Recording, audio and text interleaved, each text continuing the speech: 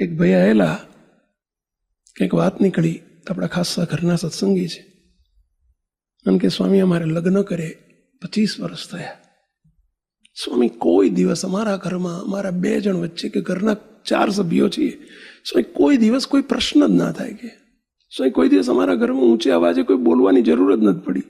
સ્વામી કોઈ કુસંપ જેવું જોયું જ નથી અમે. એટલો અમારા ઘરમાં આત્મીયતા છે, સંપ છે સ્વામી. કોઈ દિવસ એકબીજા સભ્યો વચ્ચે ઊંચા અવાજે બોલવાનું થતું જ નથી. કે તેનું રહસ્ય શું કહેશું?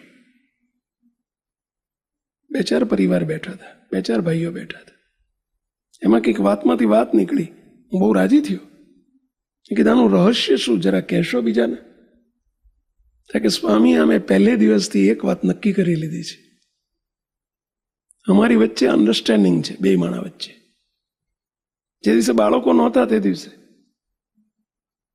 સ્વામી અમારા 2 વચ્ચે એક અન્ડરસ્ટેન્ડિંગ છે કે ઘરના જે મોટા નિર્ણયો મારે લેવાના, એમાં એમને વિનંતી કરવાની છૂટ, સૂચન કરવાની છૂટ, પણ એમાં ધાર્યું નહીં કરાવવાનું. અને નાના નાના જે નિર્ણયો લેવાના હોય, નાના નાના કામો હોય, એ એમને જ કરવાના. એમની જે ઈચ્છાથી ભગવાન જેમને સુજાડે એવું એમને કરવાની છૂટ. મારે સૂચન કરવાની છૂટ, ધાર્યું એમનું કરવાનું. પ્રશ્ન જ ના થાય. અમારી વચ્ચે અન્ડરસ્ટેન્ડિંગ છે કે આ મોટા કામ કહેવાય ને નાના કામ કહેવાય. ખબર કેવી રીતે પડે કે આ મોટું કામ ને નાનું કામ? કે સ્વામી અમને હવે અનુભવના આધારે ખબર પડી ગઈ છે. મોટા કામ એટલે દાખલા તરીકે સ્વામી કોઈ ઘર લેવાનું છે, મકાન લેવાનું છે. સ્વયં અમારે લગ્ન લેવાના છે, સંબંધ કરવાના છે. આ બધા મોટા કામમાં આવે. પણ ઘર લીધા પછી ફર્નિચર કેવું કરવું એ નાના કામમાં આવે. રોજ રસોઈ શું બનાવી, છોકરાને ક્યાંય કઈ સ્કૂલમાં, નિશાળમાં મૂકો, કઈ સ્કૂલમાં મૂકો, આ બધા નાના કામ. સ્વામી એ બધા કામમાં એમનું ધાર્યું કરવાનું મારે, અને મોટા કામમાં મારું ધાર્યું કરવાનું એમને.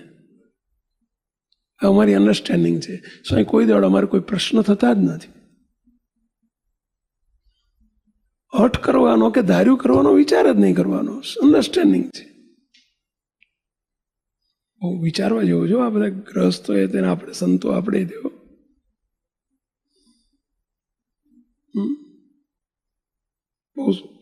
બહુ સારો જવાબ મેં સાંભળેલો. પ્રશ્ન ના થાય. સેવાની વહેંચણી,